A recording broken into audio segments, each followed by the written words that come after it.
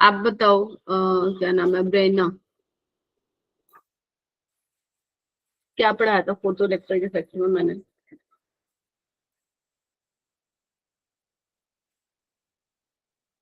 Ma'am आता नहीं है। क्यों आए नहीं थे आप लास्ट क्लास तो में? नहीं आए थे? क्यों नहीं आए थे? मैम हमारे फंक्शन था। फंक्शन तो बेटा चलते रहेंगे, रिकॉर्डिंग देखनी चाहिए थी ना फिर आपको। Yes ma'am. जब भी आपकी कोई क्लास मिस होती है और नेक्स्ट क्लास में आते हो तो आपको रिकॉर्डेड लेक्चर देख के आना चाहिए, है ना? Yes ma'am. नहीं नहीं, चैट में नहीं बताना आपको।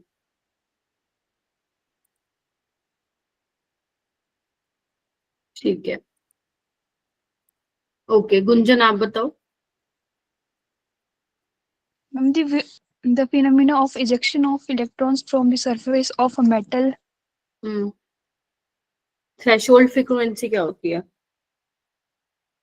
मैम क्या पूछ रहे हो? थ्रेशोल्ड फ्रीक्वेंसी क्या होता है?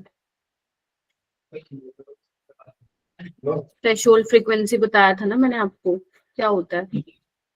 Good evening ma'am. Good evening. Good evening ma'am. Good evening बच्चों, गुड इवनिंग। हाँ जी, थ्रेशोल्ड फ्रीक्वेंसी भूल गए? मिनिमम फ्रीक्वेंसी होती थी ना जो चाहिए होती थी इलेक्ट्रॉन को एजेक्ट आउट करने के लिए। Yes ma'am. Yes ma'am. Yes, threshold frequency क्या है?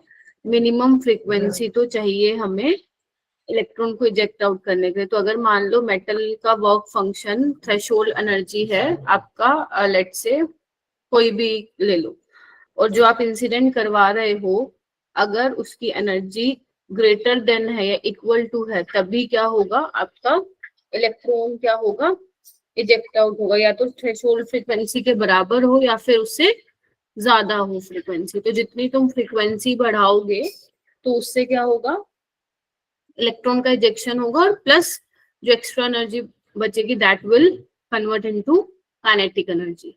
ठीक है। और अगर तुम इंटेंसिटी बढ़ाओगे तो इंटेंसिटी से मतलब है ब्राइटनेस से, इंटेंसिटी बढ़ाओगे तो मतलब तुम नंबर ऑफ फोटोन्स बढ़ा रहे हो। तो नंबर ऑफ फोटोन ज्यादा होंगे तो क्या होगा, फोटो इलेक्ट्रॉन्स का एमिशन भी ज्यादा होगा और आपका फोटो करंट भी इंक्रीज करेगा, राइट? फोटो इलेक्ट्रॉन्स ज्यादा इजेक्ट आउट होंगे और फोटो करंट भी इंक्रीज होगा। ठीक है।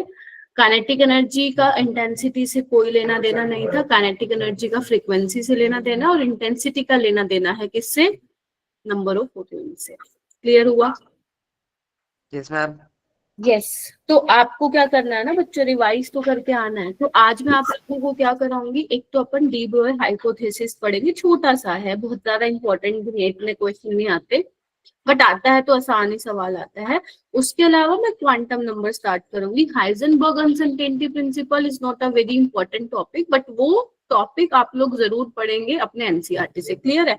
क्योंकि आपको भी पता है उसका एक स्टेटमेंट है जो आपको पढ़ना है, और उसका जो एक्सप्रेशन है वो आप लोगों को करना है। ठीक है। क्योंकि जो अपना फोकस रहेगा बेटा वो रहेगा most important topic of this chapter, that is quantum number. मतलब तुम्हें मैं क्वेश्चन दिखाऊंगी, 15 क्वेश्चन तो मैंने अभी बना दिए क्वांटम नंबर पे। सोचो, अभी तो क्लास में और टाइम नहीं होगा करवाने का। ठीक है। तो मैं ये लेक्चर स्पेंड करूंगी, थोड़ी देर अपन डी ब्रोई हाइपोथेसिस पढ़ेंगे, देन क्वांटम नंबर पे जंप कर जाएंगे, और नेक्स्ट क्लास में हम क्वेश्चन प्रैक्टिस करेंगे। Is that clear? ताकि ये चैप्टर में आपको कॉन्फिडेंस आने लगे कि क्या क्या चीजें यहाँ पे हमें पढ़नी है उस हिसाब से। ठीक है। और फिर ये चैप्टर जब अपना कंप्लीट हो जाएगा then we will move to chemical bonding which is very important. तो मैंने सारे वही चैप्टर्स लिए क्योंकि आपको पता है एक हफ्ते में 2 ही क्लास मिलती है अपने को, नो डाउट सारे चैप्टर हो नहीं सकते हैं। तो इसीलिए जो भी चैप्टर्स मैंने लिए हैं वो वही लिए हैं जो हाई वेटेज है। मतलब हाई वेटेज का मतलब समझ लो, हाई वेटेज में से भी वो टॉपिक जो आपके पेपर में आएंगे ही आएंगे। तो मैं आप लोगों को उनके लिए तैयार कर रही हूँ, ताकि जब आप 12th में आओ तो ये ना बोल सको कि मैम हमें तो ये आता ही नहीं, हमने तो ये पढ़ा ही नहीं। इसीलिए जो तुम्हारे स्कूल के एग्जाम चल रहे हैं चलने दो, राइट? उसके अलावा तुम्हें जो भी टाइम मिलता है prepare for your JEE exam. ये जितनी जल्दी तुम लोग समझ जाओ, तुम्हें पता है मैं हर क्लास में ये चीज बोलती हूँ, हाँ या ना बोलो। Yes, ma'am. Yes. Yes, ma'am. Yes, ma'am. Yes, ma'am. वो मैं इसलिए बोलती हूँ ताकि तुम्हारे दिमाग में बैठे कि हाँ हमें जेई के लिए प्रिपेयर करना है और अच्छे से करना है। सिर्फ आप स्कूल का पढ़ के नहीं जेई निकाल सकते हो, ये ध्यान रखना बात। तो आपको जेई के लिए मेहनत करनी पड़ेगी, आपको खोल के देखने पड़ेंगे किस टाइप के क्वेश्चंस वहां पे पूछे जाते हैं, ठीक है। सो जब आपके स्कूल के एग्जाम खत्म होंगे, 12th स्टार्ट होने में कुछ तो टाइम होगा ना, वो कुछ गैप मिलता है आप लोगों को स्कूल के 20-25 दिन जो भी मिलेगा, तो वो भी आपको अच्छे से यूटिलाइज करना है। ये नहीं कि कहीं घूमने चले जाओ, समझ रहे हो आप मेरी बात। घूम तो तुम जेई के बाद लेना, लेकिन जो Yes, ये ma'am. अभी आपका ये कुछ महीने रह गए 11th का और जो 1 साल रह जाएगा 12th का, उसमें अपना बेस्ट देना है तुम लोगों को, ठीक है। चलिए फिर मैं स्टार्ट करती हूँ। डी ब्रॉय हाइपोथेसिस, आवाज आ रही है मेरी एकदम clear? Yes, ma'am. Yes, Yes, ma'am. Yes, ma'am. तो एक बार हम डी ब्रॉय हाइपोथेसिस पढ़ लेते हैं कि उसने क्या बात बोली थी। उसके बाद बेटा हम स्क्रोडिंगर वेव इक्वेशन पढ़ेंगे, क्योंकि जब ये पढ़ेंगे ना, थोड़ा सा पढ़ना है, इसको ज्यादा नहीं पढ़ना होता, बस जितना जरूरी है उतना ही इसको टच करेंगे। उसके बाद मैं मूव करूंगी क्वांटम नंबर पे, राइट। फिर लाइक इलेक्ट्रॉन की फिलिंग होती है तो किस तरीके से, रूल्स ऑफ फिलिंग सबशेल जो तुम पढ़ते हो, ऑफ्को प्रिंसिपल है ना, Pauli's exclusion principal, hunts rule, ये सब पढ़ते हो ना, हुंस रूल वगैरह, वो सब हम डिस्कस करेंगे, राइट। चलिए फिर स्टार्ट करते हैं मेरा बेटा। तो मैंने बेटा लास्ट क्लास में तुम लोगों को फोटो इलेक्ट्रिक इफेक्ट बोल दिया था, तो आपको ना बेटा डेफिनेशन नहीं रटनी है, आपको उसका एप्लीकेशन पार्ट भी आना चाहिए, क्योंकि क्वेश्चन तो क्या आएगा, एप्लीकेशन बेस्ड पार्ट से ही आएगा। ऐसा तो है नहीं एनसीईआरटी की स्टेटमेंट से ही याद, मतलब एनसीईआरटी की डेफिनेशन से तो नहीं बात बनेगी। तो मैंने इसमें तुम्हें क्या बोला था कि E-5 क्या होता था, maximum kinetic energy, right. So basically क्या था हमारे पास, E क्या है, इंसिडेंट एनर्जी, और फाई क्या है, थ्रेशोल्ड एनर्जी, और यू कैन से इसको वर्क फंक्शन भी तुम्हारी बुक्स में लिखा गया है, ठीक है। अच्छा, और E क्या होता है प्लैंक्स क्वांटम थ्योरी के हिसाब से, एच न्यू माइनस ये क्या हो जाएगा, H new not kinetic energy, ये क्या हो जाएगा, एच कॉमन ले लो, न्यू क्या होता है बेटा, सी बाय लेमडा, तो क्या हो जाएगा, सी बाहर ले लो, speed of light minus 1 into 1 by lambda minus 1 by lambda naught kinetic energy, yes और नो। Yes, अगर ma'am. न्यू नोट तुम्हारी minimum energy this threshold frequency है बेटा, तो तुम्हारी लैम्डा नोट क्या हो जाएगी, थ्रेशोल्ड वेवलेंथ, ठीक है। और लैम्डा नोट मतलब क्या हो जाएगा, ये मिनिमम फ्रीक्वेंसी है, ये maximum wavelength, is that clear? Yes, Yes, ठीक ma'am. है। ma'am. और मैंने तुम्हें एक चीज और भी बताई थी कि काइनेटिक एनर्जी वर्सेस किसके बीच में हमने ग्राफ प्लॉट किया था, फ्रीक्वेंसी के, याद है? Yes, ma'am. Yes, sir. याद है किया था हम लोगों ने, काइनेटिक एनर्जी वर्सेस इसमें क्या बोलते हैं, फ्रीक्वेंसी में, ठीक है। सो क्या हुआ था इसमें, हमारा इस तरीके से ग्राफ आ रहा था, याद आ रहा है, इस तरीके Yes, से ma'am. हमारा ग्राफ। और काइनेटिक एनर्जी इंटेंसिटी पे डिपेंड करती है क्या, मान लो इंटेंसिटी तो तुम बढ़ा रहे हो, इससे काइनेटिक एनर्जी का कोई लेना देना नहीं है, ठीक है। ये सब हमने कर लिया था, ठीक है। अगर मान लो आपके पास जो मेटल आप उस पे रेडिएशन फॉल करा रहे हो, बेशक आप बेटा कितनी इंटेंसिटी, कितने नंबर ऑफ फोटोन्स यहाँ पे डालो, लेकिन अगर जो आप फ्रीक्वेंसी डाल रहे हो अगर वो थ्रेशोल्ड फ्रीक्वेंसी से मैच नहीं हुई, बेशक आप कितनी इंटेंसिटी बढ़ा लो, फोटोन्स इलेक्ट्रॉन का क्या नहीं होगा, इजेक्शन वहां पे नहीं होगा, ठीक है जी। तो काइनेटिक एनर्जी फ्रीक्वेंसी पे डिपेंड करती है, और इंटेंसिटी डिपेंड्स ऑन, मतलब intensity is directly related to number of photons. मैंने जो पॉइंट्स लिखवाए थे आप लोगों ने लिख लिए थे नोटबुक में लास्ट क्लास में? Yes ma'am. ठीक है, चलिए अब आते हैं डी ब्रोय हाइपोथेसिस पे। तो क्या उसकी हाइपोथेसिस थी, क्या उसने सोचा था डी ब्रोय ने, वो उसने कहा था, उसने सजेस्ट किया था कि जो पार्टिकल का होता है वो वेव नेचर होता है, मतलब वेव लाइक नेचर पे उसने काफी ज्यादा फोकस किया था, ठीक है। पार्टिकल ओके, सो अभी हमने क्या देखा था, फोटो इलेक्ट्रिक इफेक्ट में हमने क्या देखा था, लाइट के पार्टिकल नेचर की बात की थी, राइट। तो वो कह रहा है कि ठीक है, पार्टिकल नेचर तो ठीक है, वो कह रहा है कि हर जो मूविंग ऑब्जेक्ट है उसका, उसने वेव नेचर बोला था, उसने कहा था उसका वेव नेचर भी होगा। मूविंग ऑब्जेक्ट मतलब जो भी चलता हुआ, अगर मान लो मैं चल रही हूँ, कोई भी मूविंग ऑब्जेक्ट है, कार है, प्लेन है, उसका क्या है, वेव लाइक नेचर है, उसने ये बोला था। ठीक है, आवाज आ गई मेरी? Yes, Yes, ma'am. ma'am. Yes, ma'am. Yes, ma'am. क्या बोला उसने, it suggest that wave like nature of particle, मतलब वो ये बोल रहा है कि विद एवरी मूविंग ऑब्जेक्ट, भाई जो भी चल रहा है उसके करस्पॉन्डिंग क्या होगा, उसका वेव नेचर होगा। मतलब आपका भी वेव नेचर है, मेरा भी वेव नेचर है है ना। दिख रही हूँ मैं वेव की तरह? नहीं दिख रही हूँ ना, लेकिन उसने ये बात बोली थी। लेकिन फिर बात ये आई कि but a moving microscopic particle, जो छोटे छोटे पार्टिकल है, जैसे हमारा इलेक्ट्रॉन हो गया है ना, जो छोटे माइक्रोस्कोपिक पार्टिकल है, उनका हम वेव नेचर बोल सकते हैं, सिग्निफिकेंट वेव नेचर होगा, राइट, जिसको हम एक्सपेरिमेंटली ऑब्जर्व कर सकते हैं। अगर मान लो मेरी वेवलेंथ निकालनी होगी, क्या निकल के आएगी, यस और नो? जो आप ये वाला फॉर्मूला पढ़ते हो, lambda is equal to H by M B, मान लो यहाँ पे मैं मूविंग ऑब्जेक्ट की जो भी वेलोसिटी उसने दे रखी होगी वो, और जो भी आपका प्लैंक्स कांस्टेंट ये होगी वैल्यू, वो आप यहाँ पे पुट करोगे। अगर मैं अपना यहाँ पे मास पुट करूं तो ये वेवलेंथ सोचो कितनी कम आएगी मैक्रोस्कोपिक पार्टिकल के लिए, यस और नो?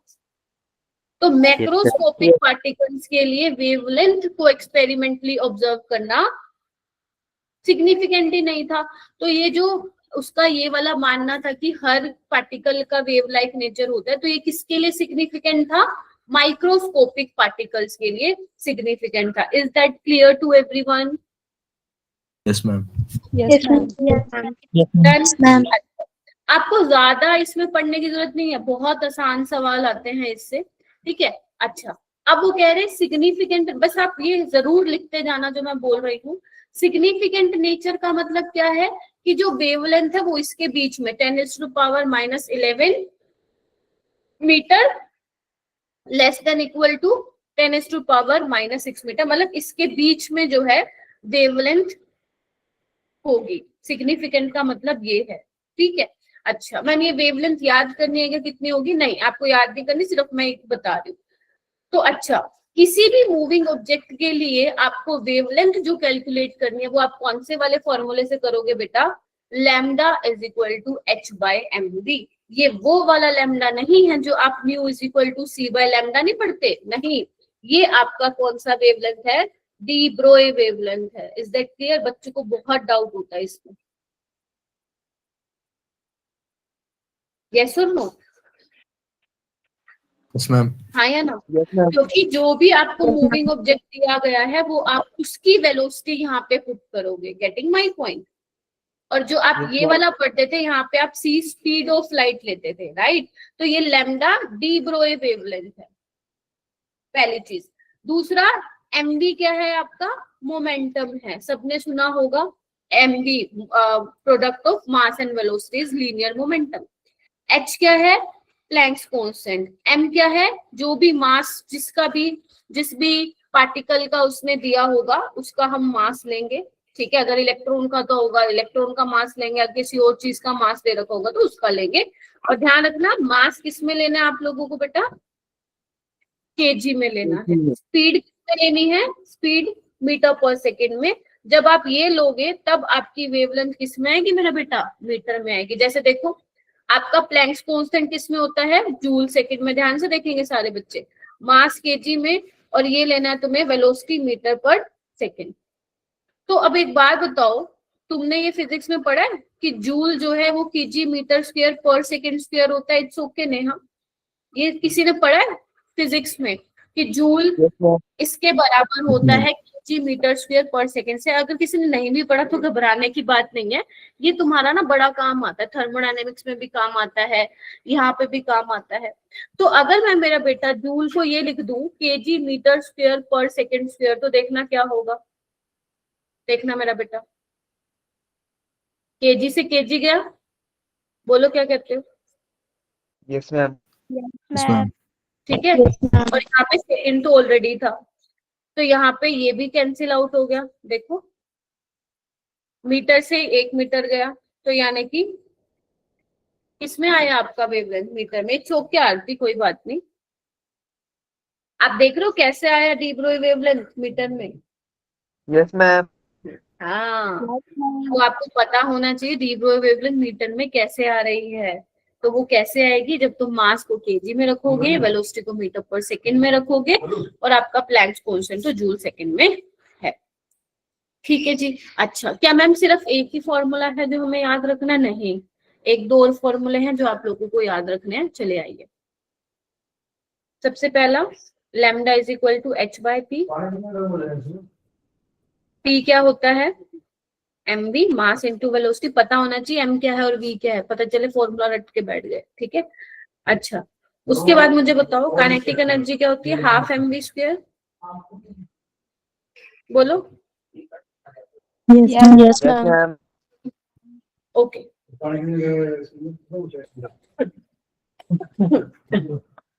ठीक है। सो अब क्या करोगे यहाँ पे? ध्यान से देखो। तो v क्या हो जाएगा? v स्क्वायर क्या हो जाएगा अपना? 2 into kinetic energy by m।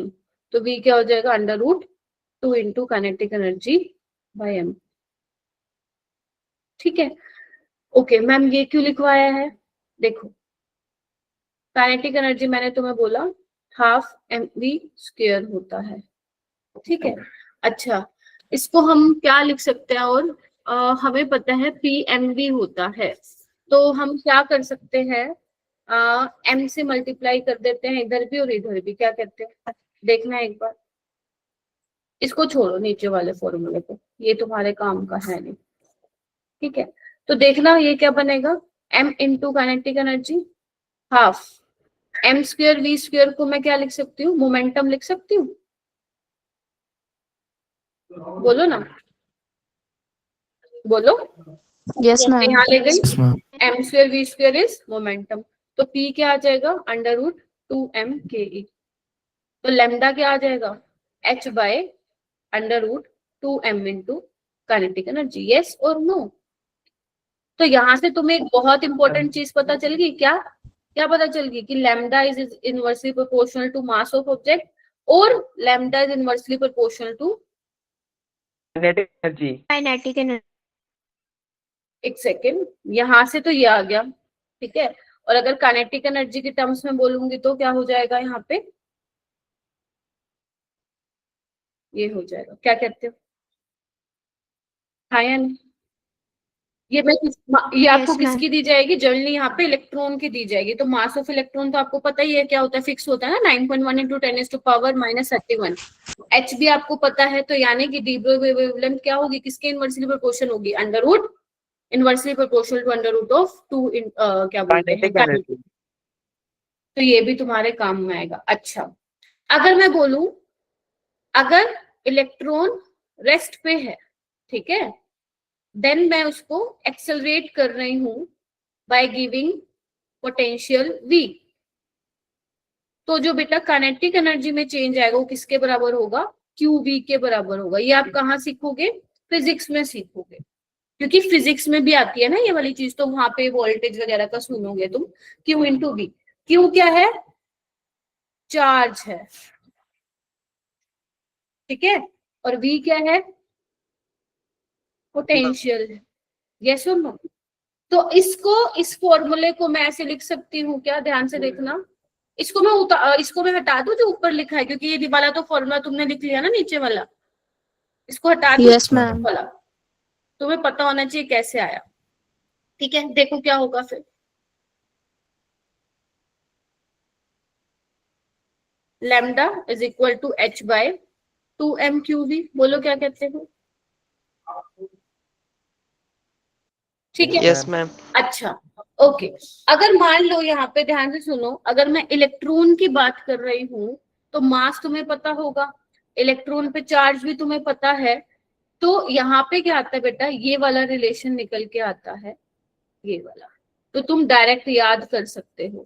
मान लो उसने पूछा डी ब्रोई वेवलेंथ, ठीक है, वोल्टेज तुम्हें पोटेंशियल डिफरेंस दिया हुआ है, तुम डायरेक्ट ये फॉर्मूला लगा के आ सकते हो।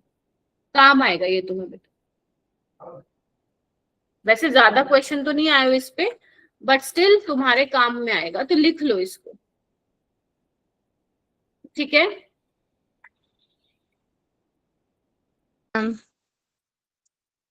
और यहाँ पे तुम इलेक्ट्रॉन की जगह चार्ज पार्टिकल लिख लो।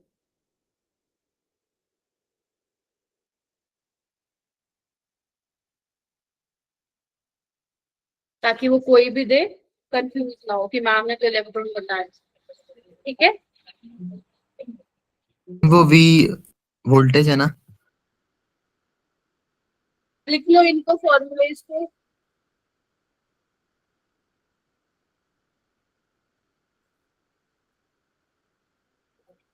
Then Yes, ma'am. Yes, ma'am. और Yes, यहाँ पे ma'am. जरूर मेंशन कर लेना भाई, तुम भूल जाओ ये किसके केस में आया, इन केस ऑफ इलेक्ट्रॉन। पता चले प्रोटॉन का कुछ दे रखो तुम यही वाला फॉर्मूला लगा के आ गए, ठीक है, तो ये मत करना, ठीक है। सो यानी कि एक बार फिर आ जाओ, कौन कौन से फॉर्मूला अपने को याद रखने डी ब्रोई वेवलेंथ वाले। एक तो h by p, h by mv, h by 2m into kinetic energy, right. और इलेक्ट्रॉन के केस में lambda is equal to √150 by V angstrom. अगर कोई और चार्ज पार्टिकल है तो lambda is equal to h by √2m cube v। Clear है? बोलो। Yes, ma'am. चलिए, बहुत बढ़िया। Yes, ma'am. लिख लो। अब बात आती है, आपको याद है मैंने आप लोगों को बोहर मॉडल में ये वाला फॉर्मूला लिखवाया था, mvr is equal to nh by 2 Yes, ma'am. Ma'am. Yes, ma'am. तो ये कैसे आया, ये मैंने तुम्हें याद करो, कोई इसका डेरिवेशन वगैरह नहीं था जो बोहर ने दिया था, है ना। उसने सीधा बोला कि इलेक्ट्रॉन ऑर्बिट में घूमेगा जिसका angular momentum integral multiple of h by 2 होगा, याद है। लेकिन डी ब्रोई जो है इसका एक्सपेरिमेंटल प्रूफ, मतलब डी ब्रोई जो है इसका प्रूफ देगा, ठीक है। कैसे, आइए देखना ध्यान से। ये यहाँ पे मैंने एक ऑर्बिट कंसिडर कर रखा है, तो यहाँ पे क्योंकि उसने क्या बोला, वेव नेचर की बात की ना, तो मैंने देखो ये जो इलेक्ट्रॉन घूम रहा है उसको मैंने किसकी तरीके से दिखाया, वेव की तरह दिखा रखा है। देख रहे हो सारे बच्चे, ये सब देख रहे हो। Yes, ma'am. तो अगर Yes, ma'am. Circumference of orbit लिखना है तो क्या होगा, सरकमफ्रेंस ऑफ सर्कल की तुम क्या लेते हो, 2πr, ठीक है। तो ये जो सरकमफ्रेंस होगा ऑर्बिट का वो किसके बराबर होगा, 2πr is equal to integral multiple of n lambda, right. और जो ये n है, ये n क्या होगा, नंबर ऑफ ऑर्बिट और number of waves. Excuse me ma'am, ma'am इसको एक बार रिपीट कर दोगे? हाँ कर रही हूँ मेरा बेटा। क्या बोला मैंने, यहाँ पे जो हमने बोहर मॉडल के टाइम पे mvr is equal to nh by 2π लिखा था, तो उसका कोई डेरिवेशन नहीं था, राइट। लेकिन डी ब्रोई हाइपोथेसिस में हम क्या पढ़ रहे हैं, डेरिवेशन ऑफ बोहर जो postulate of quantization of angular momentum de Broglie equation से हम वो निकाल पाएंगे, राइट। सो यहाँ पे क्या हुआ, 2πr is equal to n lambda कैसे आया, ये ऑर्बिट एक कंसिडर के जहाँ पे इलेक्ट्रॉन को मैंने वेव की तरह दिखाया, क्योंकि डी ब्रोई ने क्या बोला, इलेक्ट्रॉन का वेव नेचर की बात कर रहा है वो, राइट, कि कोई भी मूविंग ऑब्जेक्ट है तो उसका वेव नेचर भी होगा, राइट। सो यहाँ पे जो सरकमफ्रेंस ऑफ ऑर्बिट होगा वो क्या होगा, 2πr is equal to n lambda, और n क्या है यहाँ पे, नंबर ऑफ ऑर्बिट और number of waves.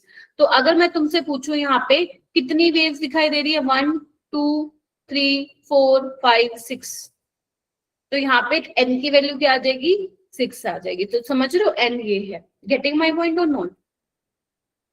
Yes, ma'am. Yes ma'am. तो अब तुम्हें पता है डी ब्रोई वेवलेंथ क्या होता है, डी ब्रोई वेवलेंथ होता है h by mv होता है, बोलो। अब mvr is equal to nh by 2π, बोलो आ गए कि नहीं आ गए हम बोहर मॉडल वाले उस पे कंक्लूजन पे जो उसने अपने पोस्टुलेट में बोला था। तो यानी Yes, कि ma'am. डी ब्रोई से आप बोहर मॉडल पे यहाँ पे ये चीज आपने अब बता दी कि ऐसे ऐसे है, ठीक है। चलो मैम ये भी बहुत बढ़िया है। अच्छा, आर क्या है यहाँ पे, रेडियस ऑफ ऑर्बिट है, क्या निकलवाया था मैंने तुम्हें, 0.529 n² by Z आर्मस्ट्रॉन्ग। याद है कि नहीं है? Yes, ma'am. क्योंकि ये तुम्हें पता होना चाहिए, क्योंकि ये घुमा घुमा के क्वेश्चन मिल सकता है तुम लोगों को, राइट? तो तुम लोगों को ये चीज पता होनी चाहिए। जैसे यहाँ से क्या निकल के आ रहा है, ध्यान से देखो, lambda is equal to 2 pi r by n निकल के आ रहा है, राइट? तो अब यहाँ पे देखो 2 पाई r क्या है, n स्क्वायर बाय z, और नीचे n है, तो lambda is directly proportional to n by z। ध्यान से देखो सारे बच्चे। Yes, ma'am.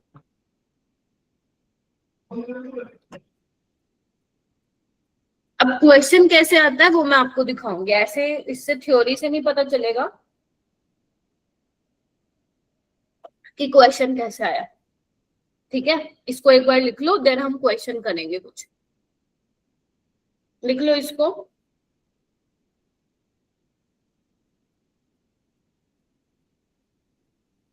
लिख लिया?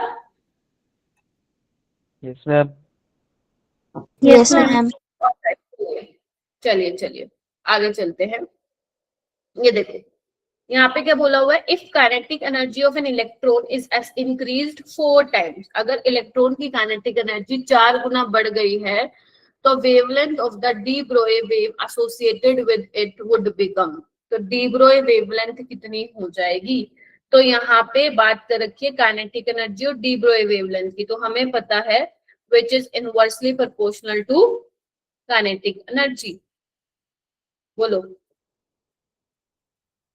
Yes, ma'am. राइट। तो अगर ये 4 टाइम्स बढ़ रही है तो वेवलेंथ कितनी हो जाएगी? √4 यानी कि 2 टाइम्स हो जाएगी। यस और no? Yes, ma'am.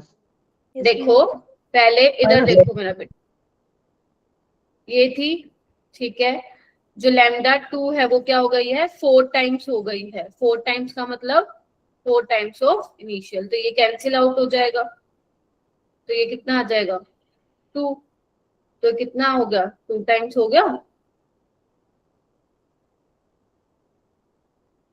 Yes, ma'am. Yes, तो यानी कि आंसर क्या आ जाएगा, 2 टाइम्स आ जाएगा, हो जाएगा। मैम एक बार और बता दो इसको। इसमें ये है, एक सेकेंड, 2 टाइम्स नहीं, हाफ हो जाएगा, हम सोच लो। देखो मैं ये बोल रही हूँ, यहाँ पे क्या बोला है, kinetic energy of an electron is increase 4 times, ठीक है, इलेक्ट्रॉन की काइनेटिक एनर्जी 4 गुना हो गई है। अब आपको पता है D Broglie wavelength inversely proportional है, राइट? हाँ या ना? तो ये है, तो अगर काइनेटिक एनर्जी 4 टाइम्स हो रही है तो यानी कि 1/√4 क्या हुआ, 1/2, तो कितनी हो जाएगी वेवलेंथ? हाफ हो जाएगी, 2 टाइम्स हो जाएगी? Ma'am, half. हम हाफ। यस, हाफ हो जाएगी, ठीक है। तो इस तरीके से ये क्वेश्चन को करना है। तुम ऐसे भी कर सकते हो जैसे अभी मैंने बताया था, λ1/λ2 करके भी कर सकते हो जाएगा। बोलो। Yes, ma'am. Yes, ma'am. ma'am. ये वाला क्वेश्चन, ये वाला क्वेश्चन Yes, करो, ma'am. करो बच्चों ये वाला।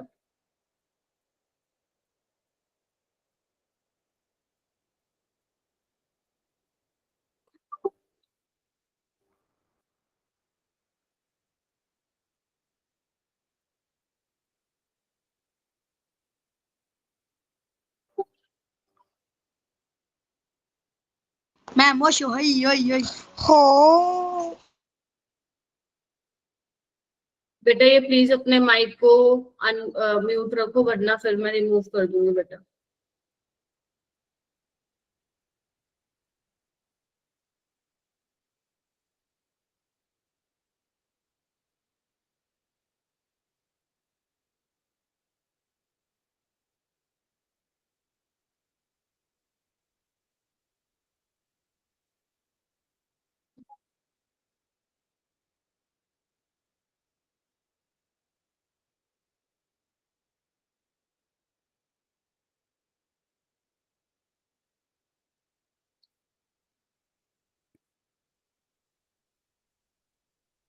क्या होगा, a stream of electron from a heated filament was passed between two charged plate kept at potential difference V ESU electrostatic unit होता है।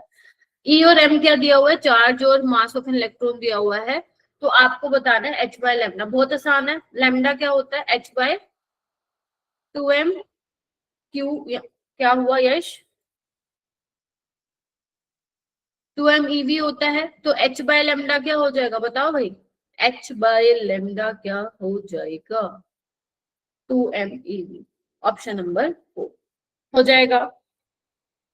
Yes, ma'am. Yes, ma'am. ma'am.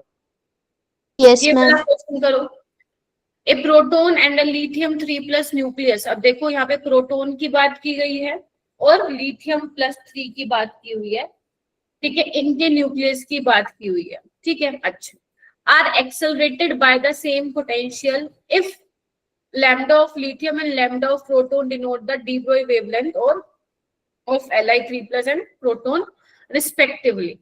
आपको बताना है value of lambda L by lambda P कितना होगा, और इन्होंने एक चीज बोल रखा है कि जो मास आप लोगे लिथियम का वो 8.3 times of mass of proton होगा, राइट। Yes, ma'am. किसका सवाल है, ट्राई टू सोल्व दिस बेटा।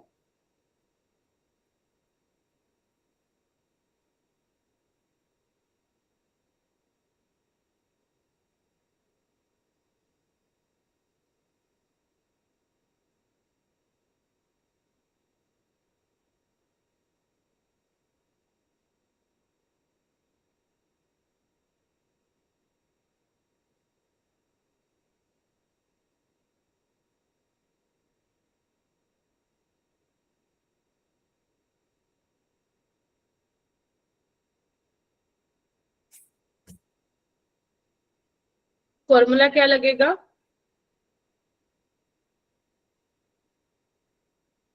ये लगेगा, बताइए मेरे को सारे बच्चे Yes, बोलो। ma'am.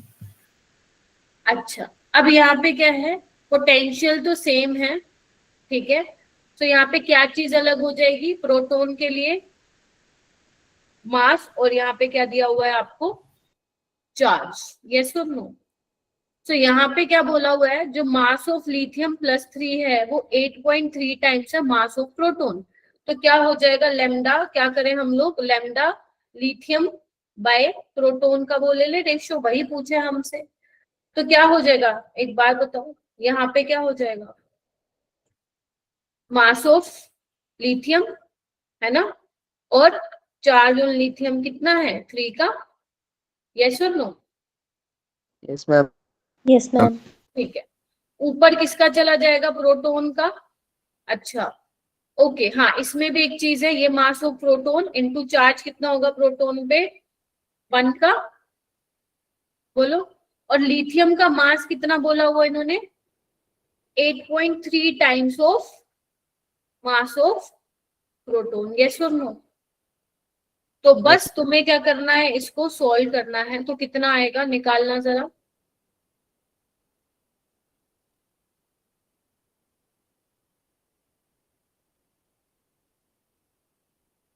निकालो।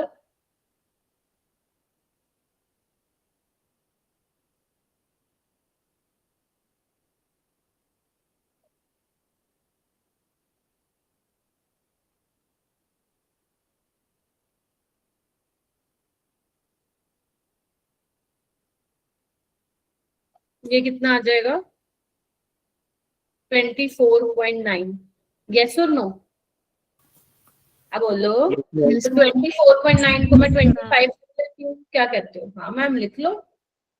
और आपको पता है ये कितना हो जाएगा, 1/5, 1/5 यानी कि 0.2, इस यानी कि इसको लिख सकते हो 2 × 10⁻⁻1। तो x की वैल्यू कितनी आएगी बेटा, 2, बोलो। मैम एक बार फिर से समझा दो। कैलकुलेशन नहीं आई समझ में देखो, आपको कुछ नहीं करना बच्चों, जैसा दे रखा है वैसे लिख रहा है, लेकिन you should know the formula. तो मैंने ये फॉर्मूला अप्लाई किया, मुझे पता है जो डी ब्रोई वेवलेंथ है वो इनवर्सली प्रोपोर्शन है किसके, मास चार्ज पोटेंशियल तो सेम है। तो मास कितना है लिथियम का, 8.3 times of mass of proton है, और चार्ज कितना होगा लिथियम पे, कितने का, 3 का, और प्रोटोन पे क्या होगा, +1 का। हाइड्रोजन ले लो, ठीक है, प्रोटोन पे कितने का होगा, +1 का होगा, राइट। अच्छा मैम, सो बस करना क्या है, सोल्व कर दो, आंसर आ जाएगा। अब सोल्व तो तुम लोगों को करना पड़ेगा, मैंने आपको करके दिखा दिया है। आपको 10⁻⁻1 दिया हुआ था, x की वैल्यू यहाँ पे लिखनी थी तो 2 आ जाएगा। बोलो क्या कहते हैं? Yes, ma'am. तो बस Yes, ma'am. ये वाला क्वेश्चन करो, ये आया था 2025 या 24 में आया था ये। देखो क्या लिखा हुआ है, थोड़ा सा जूम कर लो अगर नहीं दिख रहा है तो। If a naught is denoted as the Bohr radius of hydrogen atom, याद करो अपन निकालते थे आर क्या निकालते थे, 0.529 n स्क्वायर बाय z। तो अगर मैं हाइड्रोजन के लिए निकालूंगी तो n 1 होगा और z भी 1 होगा।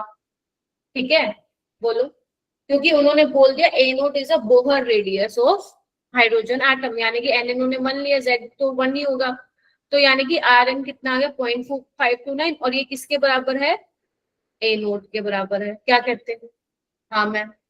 फिर वो कह रहे हैं कि what is the de Broglie wavelength of electron, जो कि प्रेजेंट है किसमें, सेकंड ऑर्बिट में। कौन से ऑर्बिट में है, सेकंड ऑर्बिट में। तो n कोई भी कह रहे हैं इंटीजर है। ठीक है, चलिए देखते हैं। तो क्या फॉर्मूला लगाएं, बोहर रेडियस और डी ब्रोई वेवलेंथ का कोई रिश्ता था क्या? क्या हाँ ma'am, 2πr is equal to n lambda. बोलो क्या कहते हो? Yes, ma'am. अच्छा, अब यहाँ पे r क्या आया है, ए नोट आया है, तो लैम्डा क्या आ जाएगा,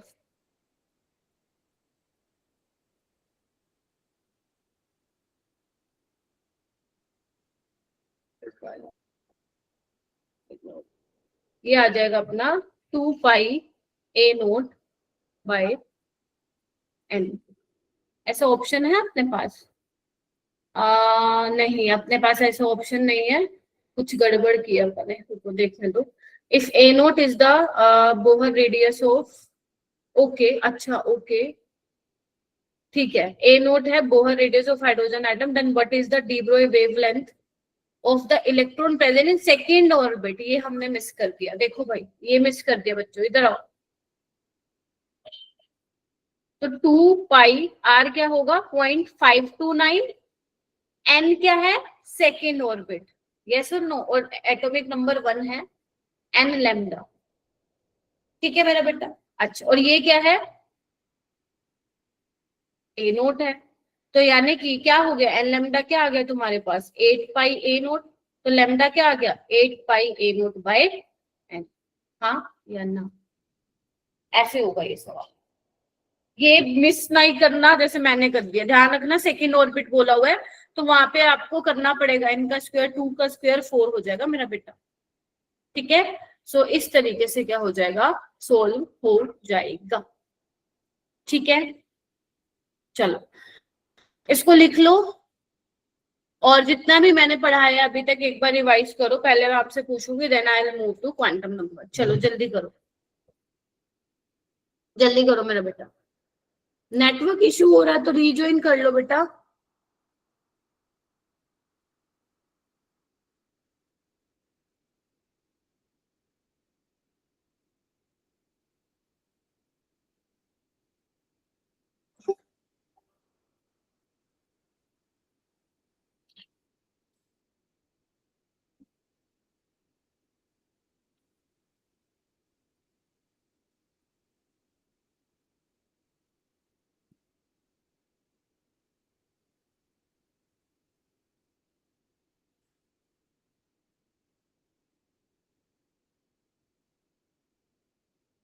एन को यहाँ पे एन ही रखना है, कहीं तुम एन को 2 रख दो यहाँ पे, ध्यान रखना। और अगर तुम मान लो एन को 2 रख भी देते हो तो 4π ए नोट तो तुम्हारे ऑप्शन में भी नहीं है, समझ रहे हो, यानी कि एन को तुम्हें एन ही रखना है, तभी तुम देखो सारे ऑप्शन में वहां पे एन दिया हुआ है। Is that clear? अगर किसी को कंफ्यूजन यहाँ पे हो रही है तो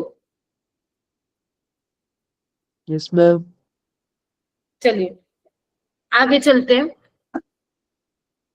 देखो अब हम बात करेंगे क्वांटम नंबर की, लेकिन क्वांटम नंबर से पहले बेटा आपको ना कुछ चीजें जो है वो देखनी पड़ेंगी।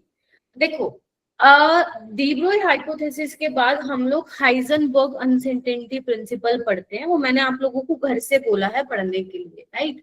तो हाइजेनबर्ग ने क्या बोला था थोड़ा सा मैं बता देती हूँ। वो कहता है, अकॉर्डिंग टू हाइजेनबर्ग, उसने कहा था कि जो इलेक्ट्रॉन घूम रहा है सर्कुलर ऑर्बिट्स में, जैसे कि बोहर ने बोला, ठीक है, बोहर में हमने क्या किया, बोहर मॉडल में हमने उसका रेडियस भी निकाला और वेलोसिटी भी निकाली, है ना। रेडियस भी निकाल पा रहे थे जहां इलेक्ट्रॉन घूम रहा है और वेलोसिटी भी निकाल पा रहे थे।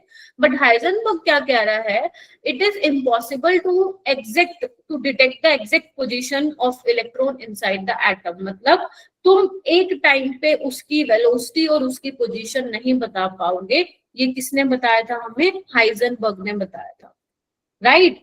तुम सिर्फ प्रोबेबिलिटी बता सकते हो कि यहाँ इलेक्ट्रॉन की मिलने की प्रोबेबिलिटी है। तो जो वो ऑर्बिट वाला कॉन्सेप्ट था ना, जो तुम बोहर मॉडल में पढ़ रहे थे कि सर्कुलर ऑर्बिट्स में इलेक्ट्रॉन घूम रहा है, तो इसने ऑर्बिट का कॉन्सेप्ट किससे रिप्लेस किया, ऑर्बिटल से रिप्लेस किया, ठीक है। ऑर्बिटल क्या है, ऑर्बिटल 3 डायमेंशनल रीजन है जहां पे इलेक्ट्रॉन की मिलने की प्रोबेबिलिटी क्या होगी, मैक्सिमम होगी। तो ये क्या थी, कॉन्ट्राडिक्टरी हो गई ना बात। बोहर ने तो कहा था सर्कुलर ऑर्बिट्स में घूम रहा है तो उसकी रेडियस निकाल पा रहे थे, वेलोसिटी निकाल पा रहे थे। बट हाइजेनबर्ग ने क्या बोला था कि तुम भाई एक साथ उसकी पोजीशन नहीं बता सकते हो कि यहाँ है, और ना ही तुम उसकी क्या बता सकते हो, क्या बोलते हैं, उसका वेलोसिटी बता सकते हो। गेटिंग माई पॉइंट और नॉट, तो ये नहीं बता सकते हो। तो इसीलिए फिर क्या बोला कि electron does not exist in circular orbit. मतलब इलेक्ट्रॉन जो है सर्कुलर ऑर्बिट में तो एग्जिस्ट कर ही नहीं रहा, बल्कि इलेक्ट्रॉन एग्जिस्ट कर रहा है ऑर्बिटल्स में। और ऑर्बिटल्स क्या होते हैं, 3 डायमेंशनल रीजन ऑफ स्पेस जिसके अंदर प्रोबेबिलिटी मिलने की इलेक्ट्रॉन की मैक्सिमम होती है, राइट। और उसको कैसे देखा गया, जो इलेक्ट्रॉन घूम रहा है अराउंड द न्यूक्लियस, उसको क्या बोला गया, is similar to 3D standing wave. मतलब वेव की तरह उसको क्या किया गया, देख।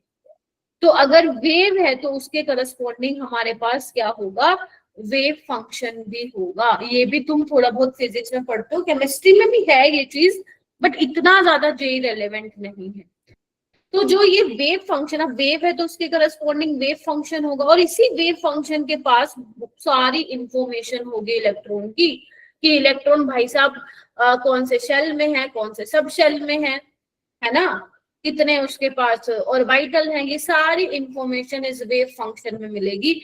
और इस वेव फंक्शन के साथ डील करना बड़ा ही कॉम्प्लिकेटेड है केमिस्ट्री, ठीक है। तो इसीलिए इसके हम बहुत ज्यादा डेप्थ में नहीं जाएंगे। जो जो इंपॉर्टेंट चीजें हैं, जो जो जरूरी चीजें हैं तुम्हारे लिए, वही मैं आप लोगों को बताऊंगी, ठीक है। तो पहले तो दिमाग में ये बात रखना कि ऑर्बिट का कॉन्सेप्ट ऑर्बिटल से रिप्लेस हो गया था, ठीक है जी। तो ये बोहर मॉडल के उसमें था, क्या बोलते हैं, बोहर मॉडल ने ऑर्बिट का बोला था, लेकिन हाइजेनबर्ग ने क्या किया, ऑर्बिटल का कॉन्सेप्ट बताया, ठीक है। तो बोहर अंकल को थोड़ा बुरा लगा भाई कि मैं तो यहाँ पे फंस गया दिक्कत में। चलो, अब बात आती है स्क्रोडिंजर वेव इक्वेशन। तो स्क्रोडिंजर वेव इक्वेशन देखो, जैसे इसका नाम है ना स्क्रोडिंजर, वैसे ही भयानक है भाई, बहुत भयानक इनकी इक्वेशंस होती हैं, हमें पढ़ना नहीं, राइट। तो स्क्रोडिंजर ने, इसने ना बहुत ज्यादा काम किया, बहुत ज्यादा काम किया इसने, पता शादी भी नहीं की थी, पूरी उम्र इसने रिसर्च कर दिया। और जो तुम ये देखते हो ना कि डी ऑर्बिटल की डंबल शेप है ना, ये पढ़ते हो ना, डीजेड स्क्वायर डोनट शेप है, तो ये सब कहाँ से निकाल के आता है, इसने ही तो किया ये सारा काम स्क्रोडिंजर वेव इक्वेशन में। तो बेसिकली स्क्रोडिंजर ने एक टूल प्रोवाइड किया वेव फंक्शन को डिराइव करने के लिए, फॉर अ वेव फंक्शन किसका, for a bound electron with an atom. तो स्क्रोडिंजर वेव इक्वेशन बेटा ये है मैम, ये हमें पढ़नी है, हाँ सिर्फ देख लो इसको, पेपर में तुम्हारे नहीं आएगी। अब ये इक्वेशन क्या है, curly square psi by curly X square plus curly square psi by curly Y square plus curly square psi by curly Z square plus 8 pi square M by H square. Ma'am ये तो बड़ी complicated है, कुछ नहीं है, ध्यान से देखो हो जाए। अब ये है क्या, तुमने डिफरेंशिएशन पढ़ा होगा उसमें मैथ में, तो ये डबल वो है ना, डबल सेकंड 2 बार डिफरेंशिएशन करते हो तो ये आता है, स्क्वायर आप लेते हो, है ना, D by D X D square by D X square, याद होगा, ठीक है, तो ये करली क्या दिखा रहा है, ये करली क्या दिखा रहा है, ये बेसिकली वही डिफरेंशिएशन यहाँ पे दिखा रहा है। तो हम यहाँ पे इसको बोलते हैं करली, करली यूज किया है यहाँ पे। और एक्स वाई जेड क्या कोऑर्डिनेट्स है, एम क्या है मास ऑफ इलेक्ट्रॉन है, एच क्या है प्लैंक्स कांस्टेंट है, ई क्या है टोटल एनर्जी है इलेक्ट्रॉन की, वी क्या है पोटेंशियल एनर्जी है, और साई क्या है ये वाला Sai wave function of electron, जिसके पास इलेक्ट्रॉन की पूरी इंफॉर्मेशन है। सो वो वही कह रहा है कि जो ऊपर वाली इक्वेशन है सेकेंड ऑर्डर डिफरेंशियल इक्वेशन है, और हम क्या करते हैं इसको इलेक्ट्रॉन के लिए सोल्व करते हैं, और सोल्व करने के बाद हमें वेव फंक्शन मिलता है। उसी वेव फंक्शन में जो होती है सारी इंफॉर्मेशन होती है, जिसकी हेल्प से तुम principal quantum number, azimuthal quantum number, magnetic quantum number पता लगा सकते हो। इसी वेव फंक्शन के बाद सारी इंफॉर्मेशन होती है। ठीक है, अब मैम क्या करना है, हमें ये इंफॉर्मेशन सारी क्या करनी पड़ेंगी इसको देख के? नहीं, आपको बस इतना ही पता होना चाहिए था कि स्क्रोडिंजर नाम का एक बंदा था जिसने बेसिकली हमें क्या प्रोवाइड की, एक इक्वेशन प्रोवाइड की, जिसकी इक्वेशन की हेल्प से यहाँ पे हम वेव फंक्शन जो है निकाल सकते हैं, जिसके पास पूरी इंफॉर्मेशन होती है इलेक्ट्रॉन की। उसने कैसे निकाला? 5 पेज का डेरिवेशन है which is beyond your scope. वो ये चीज मास्टर्स में हम लोग पढ़ते हैं, आपके 12th लेवल पे ये चीज नहीं है, तो टेंशन लेने की जरूरत नहीं है कि तुम्हारे पेपर में आए। Is that clear? Yes, ma'am. Yes, Yes, ma'am. ma'am.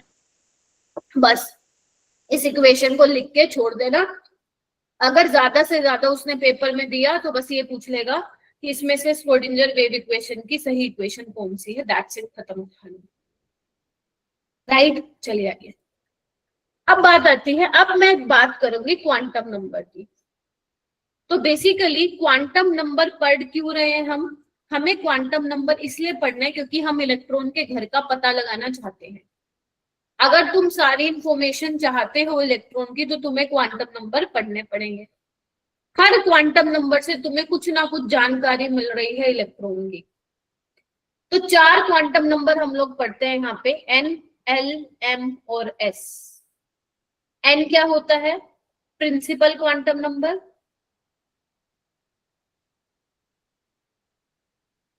L क्या होता है? Azimuthal quantum number. एम क्या है? Magnetic quantum number. और एस क्या है? Spin quantum number. और जो पहले 3 हैं वो स्क्रोडिंजर वेव इक्वेशन से डिराइव हुए हैं। ये क्वेश्चन आ सकता है कि जो 4 क्वांटम नंबर हैं उसमें से स्क्रोडिंजर वेव इक्वेशन से कितने डिराइव हुए हैं? तो 3। मतलब स्क्रोडिंजर वेव इक्वेशन से तो तुम साई निकालते हो, जो कि तुम्हें नहीं निकालना, उससे तुम एन का पता लगा सकते हो, एल का पता लगा सकते हो, एम का पता लगा सकते हो। पहले 3 जो है डिराइव किए गए, राइट। तो हमें घर का पता लगाना है, जैसे कि इलेक्ट्रॉन कौन से शेल में है। जैसे अभी मैं बताऊंगी कि जो एन है वो शेल के बारे में बताता है, शेल में भी कौन से सब शेल में वो एल बताएगा, है ना। अब सब शेल का पता चल गया, उसकी ओरिएंटेशन क्या है? ओरिएंटेशन मतलब उसका like axis, X axis, Y axis, Z axis, ये हम देखेंगे मैग्नेटिक क्वांटम नंबर में। फिर जब ये सारी चीजें पता लगा लेंगे तो हम लोग क्या देखने वाले हैं, उसकी स्पिन क्या है इलेक्ट्रॉन की, जो घूम रहा है वो बेसिकली कैसे घूम रहा है, क्लॉकवाइज, एंटी क्लॉकवाइज, ये सब हम लोग यहाँ पे देखने वाले हैं। राइट, प्लीज माइक म्यूट कर लीजिए बेटा, जिसका भी माइक ऑन है। बच्चों माइक प्लीज म्यूट कर लो। अरे यार तुम लोग सुनते क्यों नहीं हो? मेरे को तो समझ नहीं आती। ठीक है। ठीक है, चलिए तो स्टार्ट करते हैं। हम लोग फर्स्ट प्रिंसिपल क्वांटम नंबर से स्टार्ट करते हैं। देखो, जैसे मान लो मुझे किसी के घर का पता करना है, लाइक से मुझे कुलप्रीत के घर का पता करना है ना। चलो, तो सबसे पहले मैं क्या करूंगी? सबसे पहले मैं यही पता करूंगी ना कि वो कौन सी सिटी में रहती है, ये सुनो, यही पता करूंगी। ये भी छोड़ो, पहले हाँ चलो यहीं से शुरू करते, कौन सी सिटी में रहती है। ठीक है, अच्छा मान लो मेरे को पता चल गया ये पंजाब में रहती है। ठीक है, अब पंजाब में भी ये कहाँ पे रहती है ना। पंजाब में भी कहाँ पे रहती है? मान लो मैंने पता कर लिया जलंधर में रहती है। अब जलंधर में भी कौन सी कॉलोनी में रहती है? वो पता किया मैंने। मान लो कृष्णा कॉलोनी में रहती है, अब कृष्णा कॉलोनी में रहती है, हाउस नंबर क्या है, जब वो पता चलेगा तभी मैं उसके गेट तक पहुंच पाऊंगी, अदरवाइज नहीं पहुंच पाऊंगी, राइट। तो हमें पूरा इलेक्ट्रॉन के घर का पता करने के लिए, पूरी इंफॉर्मेशन जानने के लिए हमें एन भी पता करना पड़ेगा। पहले एन पता करेंगे, फिर एल पता करेंगे, फिर एम, फिर जो आएगी लास्ट में स्पिन, राइट। तो सबसे पहले हम बात करते हैं मेरा बेटा प्रिंसिपल क्वांटम नंबर से। तो ये बहुत इंपॉर्टेंट क्वांटम नंबर है, इसके बिना तो भाई साहब हम सबशेल के बारे में भी नहीं पता लगा पाएंगे। तो बेसिकली जो प्रिंसिपल क्वांटम नंबर है वो हमें क्या बताता है, शेल बताता है कि कौन से एनर्जी लेवल में और कौन से शेल में, कौन से ऑर्बिट में इलेक्ट्रॉन जो है आपका प्रेजेंट है। जैसे n इज इक्वल टू 1 तो हम बोलते हैं इलेक्ट्रॉन पहली ऑर्बिट में प्रेजेंट है, पहली शेल में प्रेजेंट है। अगर n इज इक्वल टू 2 होगा तो हम बोलते हैं सेकेंड ऑर्बिट में प्रेजेंट है। यस और नो? अच्छा, और क्या कर सकते हैं हम, एनर्जी भी हम बता सकते हैं अगर हमें n की वैल्यू पता हो। हाँ मैम, आप हमें पढ़ा के तो आए, -13.6 Z²/n², हाँ या ना? अगर मुझे n पता हो मैं एनर्जी भी निकाल सकती हूँ मैम, रेडियस भी निकाल सकते हैं हम लोग। बोलो क्या कहते हो? Yes, ma'am. n पता हो तो मैं वो भी निकाल सकती हूँ। तो वही लिखा हुआ है, it determines to a large extent the energy of electron, it also determine the average distance कितना है इलेक्ट्रॉन का फ्रॉम न्यूक्लियस। मैम हाँ मैम, बिल्कुल निकाल सकते हैं, बिल्कुल निकाल सकते हैं। चलिए ठीक है।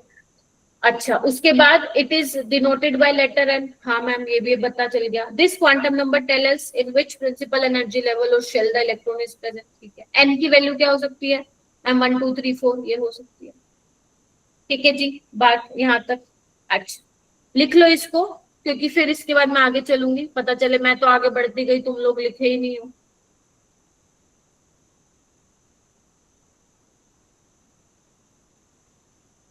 चलो, सबसे पहले अब मैं यहाँ पे सारे इंपॉर्टेंट पॉइंट्स लिखवाऊंगी, प्लीज उसको सारे बच्चे ध्यान से लिखेंगे।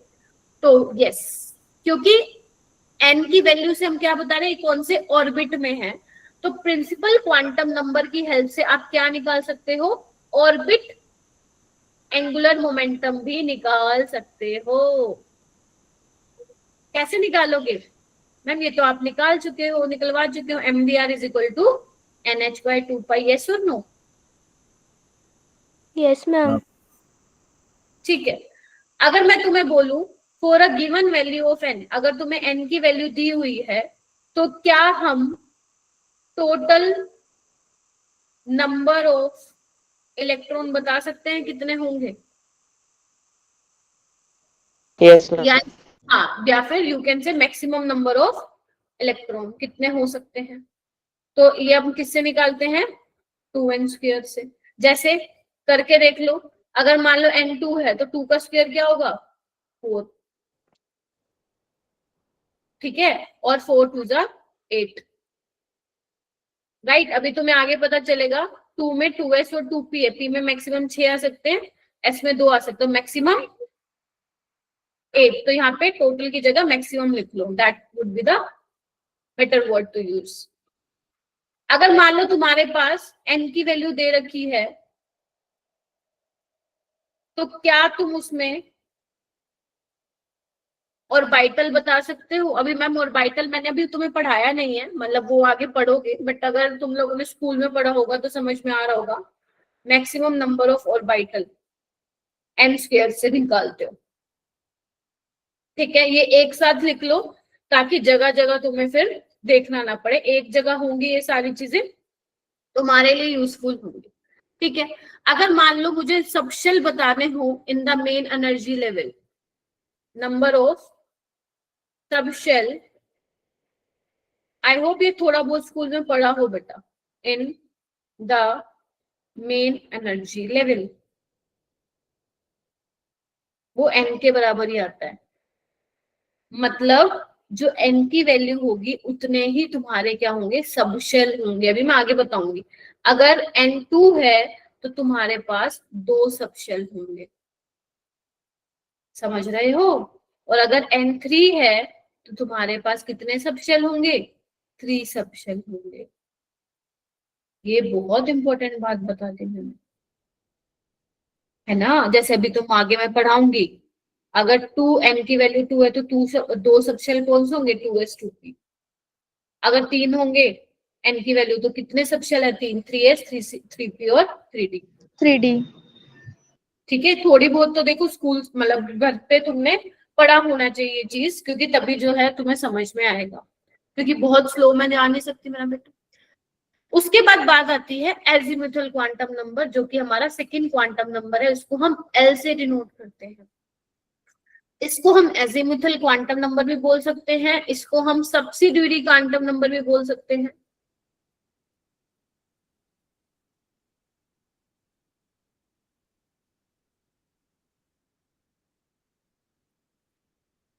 और इसका एक और नाम भी होता है orbital angular, Angular quantum number. Angular yes, quantum number. Orbital angular quantum number, क्योंकि इससे हम ऑर्बिटल एंगुलर मोमेंटम भी पता लगा सकते हैं। तो बेसिकली ये क्या करता है हमें, ये हमें शेप ऑफ इलेक्ट्रॉन के बारे में बताता है। It describe the shape of electron cloud and the number of subshell, कितनी नंबर ऑफ सबशेल है शेल में, और इलेक्ट्रॉन की शेप क्या है, ये हमें बताता है इलेक्ट्रॉन क्लाउड का शेप क्या है, राइट। तो यहाँ पे आपको ये पता होना चाहिए, जो एल जो बराबर होगा वो किसके बराबर होगा, 0 to n-1। यस सर नूर? Yes, ma'am. Principal quantum number है वो साइज के बारे में बताता है। यस, वो भी आप वहां पे मेंशन कर सकते हो। ठीक है, चलिए। तो बेसिकली जो एल की वैल्यू होगी वो 0 to n-1 हो, ये आपको ध्यान रखना है, नहीं तो नहीं आएगा सब, मतलब नहीं बनेगी चीजें। अगर मैं बोलूं बेटा n की वैल्यू 0 है तो l क्या होगा, 0 ही होगा, बताओ, क्योंकि n-1 l की वैल्यू n की वैल्यू 1, 0 तो होगी नहीं ना। अगर n 1 के बराबर होगा तो 1-1 क्या होगा, 0, यानी कि l की वैल्यू 0। अगर n 2 होगा तो l की वैल्यू 2 होंगी, ध्यान से देखो। 0,1। अगर n की वैल्यू 3 है तो l की 3 वैल्यू होंगी, 0, 1, 2। हाँ या ना बेटा, Yes, प्लीज ma'am. करिए, नॉइज आ रहा है। तो यानी कि अगर मैं बोल रही हूँ n की वैल्यू 1 है तो l की एक वैल्यू l की एक वैल्यू आ रही है, दैट इज 0। इसको हम क्या बोलेंगे, s सबशेल।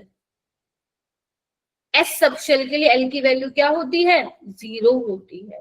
अगर n की वैल्यू 2 है तो l की कितनी वैल्यूज आ रही हैं, 2, यानी कि 2 सबशेल है, कौन सा, s और p, यानी कि p के लिए l की वैल्यू क्या होती है, 1। अगर n की वैल्यू 3 है तो 3 l की वैल्यूज आ रही हैं, तो इसके करस्पॉन्डिंग SPD 3 सबशेल होंगी। तो s के लिए 0, 1 के लिए, l की वैल्यू 1 के लिए p, और l की वैल्यू 2 के लिए d सबशेल। अगर मैं बोलूं n इज इक्वल टू 4 तो 0, 1, 2, 3 SPDF।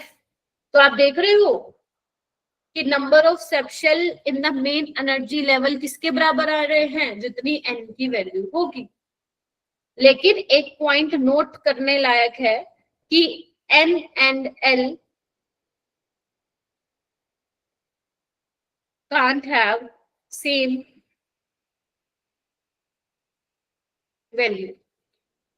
मतलब मैं ये बोलूं, अगर तुम्हारा n इज इक्वल टू 2 है तो ये नहीं कि l इज इक्वल टू 2 हो, तो n और l की सेम वैल्यूज नहीं हो सकती। Is that clear? Yes, ma'am. Yes, ma'am. ठीक है, Yes, ma'am. अच्छा। उसके बाद अब हम एजीमुथल क्वांटम नंबर से क्या क्या निकाल सकते हैं, आप मैक्सिमम नंबर ऑफ इलेक्ट्रॉन्स भी निकाल सकते हो, आप मैक्सिमम नंबर ऑफ ऑर्बिटल भी निकाल सकते हो। चलो मैम, क्या फॉर्मूला उसका? तो अगर मैं बोलती हूँ कि maximum number of electron for a given value of L, तो इसका फॉर्मूला होता है 2l + 1। मान लो मुझे बोलना है, लेट से l की वैल्यू 1, l की वैल्यू 1 क्या होगा, 2 × 1 + 1 दैट इज 3। तो अगर 3 आएगा तो इसका मतलब क्या होगा, 3 का मतलब क्या हुआ, कितने हो सकते हैं मैक्सिमम, मतलब अगर L की वैल्यू यहाँ पे मैं बोल रही हूँ क्या है 1 है, ठीक है, तो यहाँ पे आपके मैक्सिमम नंबर ऑफ इलेक्ट्रॉन क्या हो जाएंगे 2L + 1 × 2, यस 2 से भी मल्टीप्लाई करो। 6 अगर L की वैल्यू 1 है तो L की वैल्यू 1 के करस्पॉन्डिंग कौन सा सबशेल होता है P, और P में कितने आते हैं 6 आते हैं, तुम इससे भी निकाल सकते हो 2 × 1 + 1 × 2 दैट इज 6, राइट। तो तुम इलेक्ट्रॉन्स यहाँ पे निकाल सकते हो। अगर मान लो L की वैल्यू 2 होती है तो L की वैल्यू 2 पुट करो, यहाँ पे कितनी होगी 10। मैम 10 और वैसे भी देखो ये तो ठीक है, फॉर्मूला है, ठीक है, फॉर्मूला तो कभी भूल भी सकते हो तुम, लेकिन अपने दिमाग में याद रखो S में मैक्सिमम 2 इलेक्ट्रॉन आते हैं, P में 6 इलेक्ट्रॉन आते हैं, D में 10 आते हैं, F में 14 आते हैं, दैट्स इट। अगर नहीं पता तो ठीक है ना, फॉर्मूला भूल गए तो कोई बात नहीं, मैं भी भूल सकती हूँ। अगर आपसे पूछा जाए maximum number of orbitals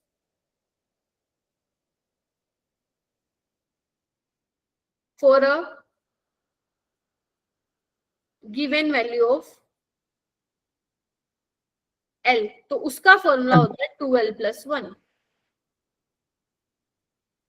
L की वैल्यू अगर मान लो 1 है तो क्या होगा 3, और हमें पता है ये P में मैक्सिमम 3 ऑर्बिटल ही होते हैं। तो मेरे को फॉर्मूला नहीं है, मैं तो आप लोगों के लिए लिखवा रही हूँ, ऐसे ही याद रखो तो फायदे में रहोगे, कितनी चीजें याद करेंगे हम, बट ठीक है मैंने लिखवा दिया। अच्छा, इससे और क्या निकाल सकते हैं हम एजिमुथल क्वांटम नंबर से, ऑर्बिटल एंगुलर क्वांटम नंबर भी निकाल सकते हैं। कैसे निकालेंगे, क्या फॉर्मूला होता है उनका, उसका फॉर्मूला होता है L × L + 1 h/2π। ध्यान रखना h/2π अंडर द रूट में नहीं है, और कई कई बुक्स में तुम देखोगे h कट, h/2π को क्या लिखा हुआ है h कट लिखा हुआ है, h के ऊपर ऐसे कट, है ना। अब बस तुम निकाल लो। अगर मान लो मुझे ऑर्बिटल एंगुलर क्वांटम नंबर निकालना है s ऑर्बिटल के लिए, तो s ऑर्बिटल के लिए L की वैल्यू क्या होती है 0, तो L कितना आ जाएगा 0। अगर मुझे p ऑर्बिटल के लिए निकालनी है तो L की वैल्यू कितनी होती है 1, और L की वैल्यू 1 होती है तो क्या हो जाएगा √2 h/2π। तो इस तरीके से तुम निकाल सकते हो। यानी कि इससे क्या पता चला, नोट करने लायक है कि जो orbital angular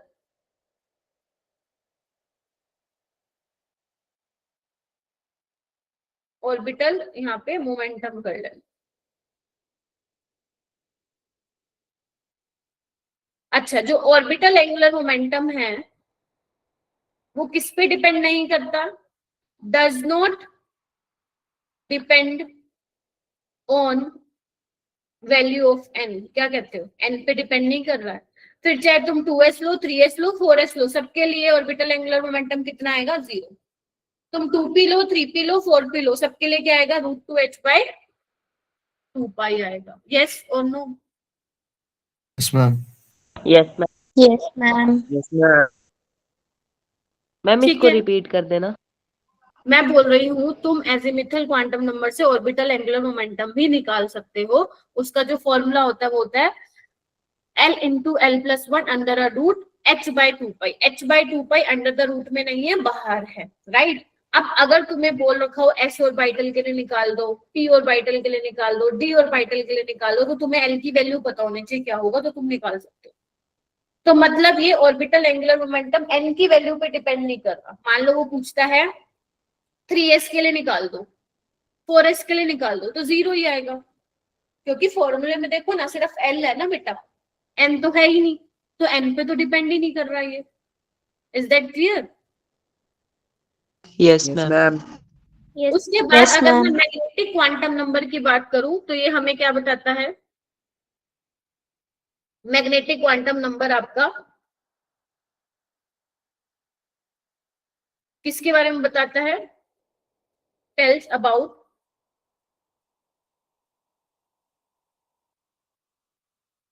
orientation of electron.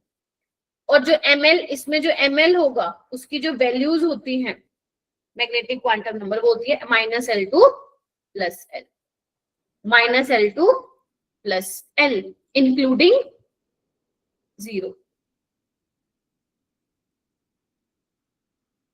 कैसे, अगर मैं तुम्हें बोलूं L की वैल्यू 0 है तो ml की एक ही वैल्यू होगी 0।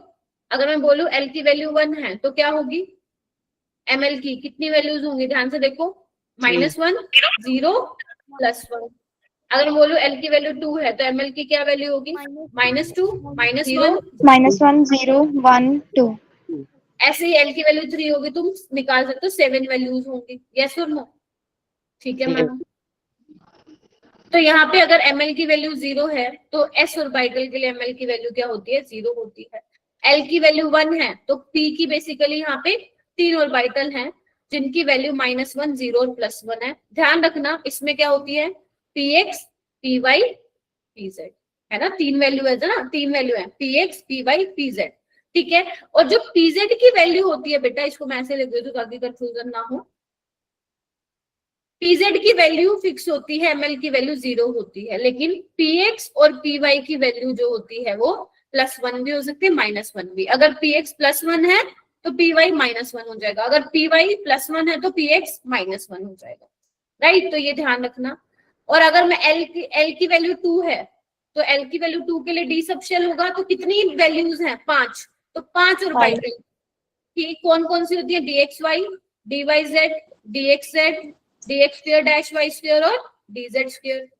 और dz स्क्वायर के लिए ml की वैल्यू कितनी होती है, 0 होती है, ये तुम ध्यान रख सकते हो।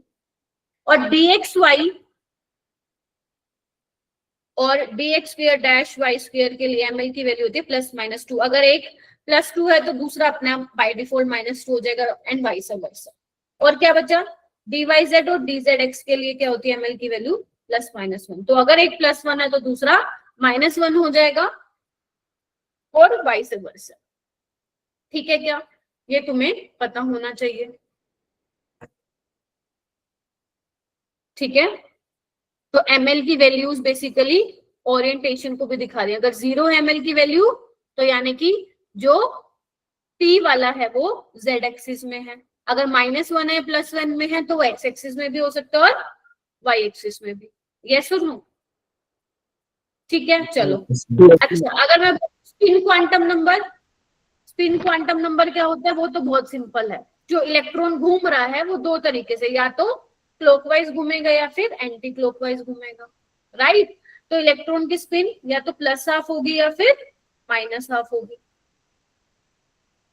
ठीक है, यस और नो। तो ये क्लॉकवाइज के लिए हो गया और ये एंटी क्लॉकवाइज के लिए हो गया।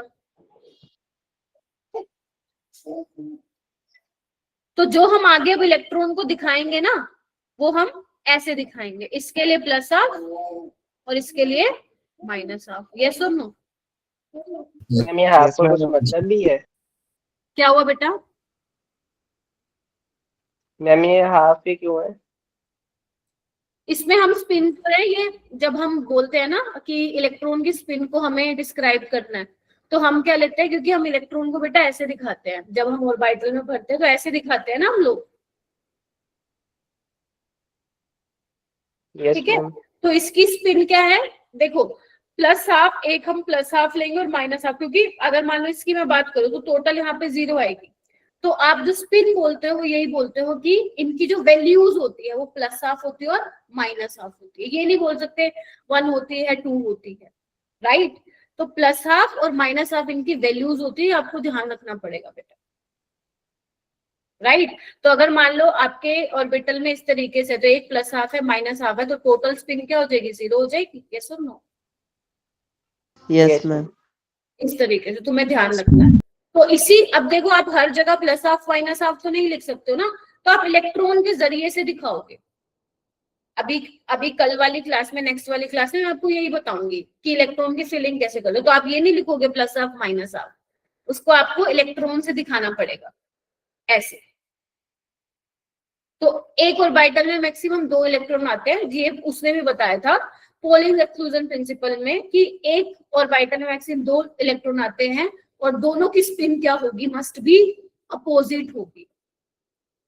तो एक की अगर +½ है दूसरे की क्या होगी, -½ तो +½ को हम ऐसे दिखा देते हैं, -½ को हम ऐसे दिखा देते हैं, ठीक है। तो ये आपको ध्यान रखना पड़ेगा कि इसकी वैल्यूज +½ और -½ होती है, जो कि क्या सिग्निफाई कर रहा है, क्लॉकवाइज स्पिन कर रहा है और एंटी क्लॉकवाइज स्पिन कर। ठीक है, अच्छा ये तो बात हो गई मेरा बेटा 4 क्वांटम नंबर की। अब तो तुम इलेक्ट्रॉन तक तो पता कर लिया तुमने, उसकी शेल क्या है, कौन से सब शेल में है ना, और उसके अलावा उसकी ओरिएंटेशन px py pz मतलब ऑर्बिटल का भी पता लगा लिया, स्पिन क्या है ये भी पता लगा लिया। अब बात आती है आगे, अब इलेक्ट्रॉन की फिलिंग कैसे करोगे वो हम नेक्स्ट क्लास में देखेंगे, जिसमें हम Aufbau rule, Hund's rule, Pauli's exclusion principle ये हम देखेंगे, और उसके बाद हम जो लोग हैं क्या करेंगे, क्वेश्चन प्रैक्टिस करेंगे। ठीक है मेरा बेटा, तो आज के लिए इतना। और प्लीज अगर आपको लग रहा है कि ये टॉपिक तो मैम थोड़ा सा डिफिकल्ट है, आप पहले अपने एनसीईआरटी